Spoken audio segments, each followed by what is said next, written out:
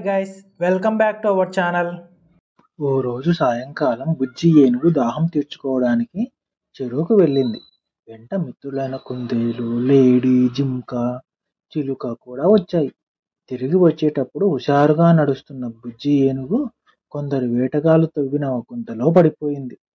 లోతుగా తవ్విన గుంతపైన సన్నని కర్రలుంచి వాటిపైన ఆకులు కప్పి నేలలా కనిపించేలా చేశారు వేటగాళ్ళు. హుషారులో బుజ్జి ఏనుగు అది గమనించక అందులో పడిపోయింది. లోపల పడిపోగానే బుజ్జికి భయం వేసింది. లోతైన గొయ్యి, బయటకు రావటం ఎలాగో అర్థం కాలేదు. వెంట ఉన్న స్నేహితులు కంగారు పడిపోయారు.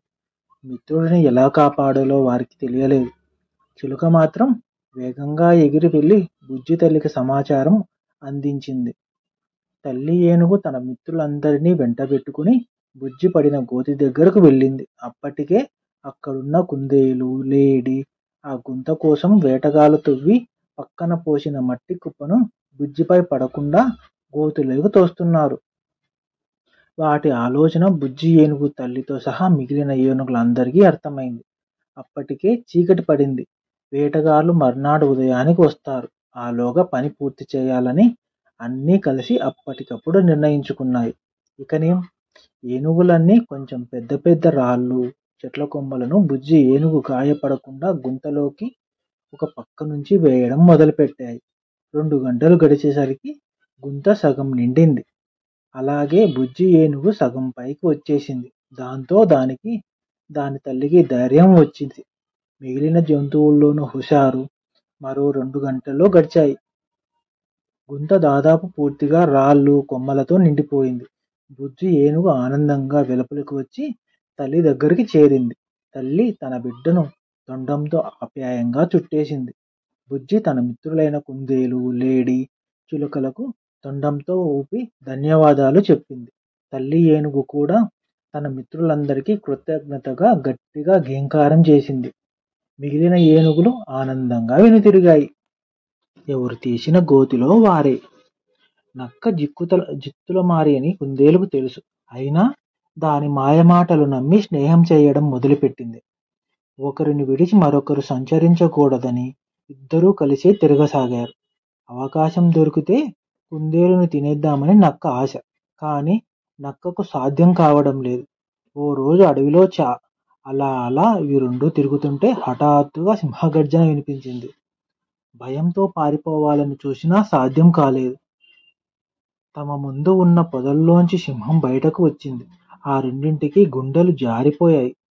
నక్క ముందు తేరుకొని కంగారు పడుకుందేలు. ముందు మనం సింహంకి స్నేహహస్తం అందిద్దాం. అప్పుడు మన ప్రాణాలు పోవు అంటూ సింహం వైపు బయలుదేరింది. సింహం దగ్గరకు వెళ్ళగానే ముందు దాన్ని కాసేపు పొగిడి, ఆ కుందేలు బాగా కుండబట్టి ఉంది. నేను నక్కను, నాకు వశైపోయింది. పైగా ఎముకల గూడులా ఉన్న నా మాంసం కంటే కుందేలుదే చాలా రుచికరంగా ఉంటుంది అని చెప్పింది నెమ్మదిగా. సింహానికి నక్క ఉపాయం అర్థమైంది. తన ప్రాణాన్ని కాపాడుకోవడం కోసమే కుందేలును తినమంటోంది అని ఊహించింది.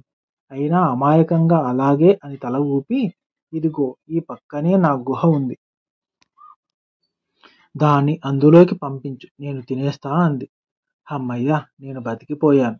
ఆ పనికిమాలిన కుందేలు కథ ఇక సమాప్తం అని నక్క తన మనసులో అనుకుంది.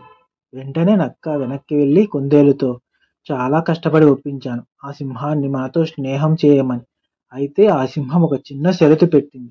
అది ఏమిటంటే మన ఇద్దరం తన గుహను సందర్శించాలంట. అమ్మో, ఆ సింహం మనల్ని చంపేదు కదా అని కుందేలు అనుమానం వ్యక్తం చేసింది. అది ఒట్టి పిచ్చి సింహంలా ఉంది. దానికి మనల్ని చంపే ఉద్దేశమే లేదు.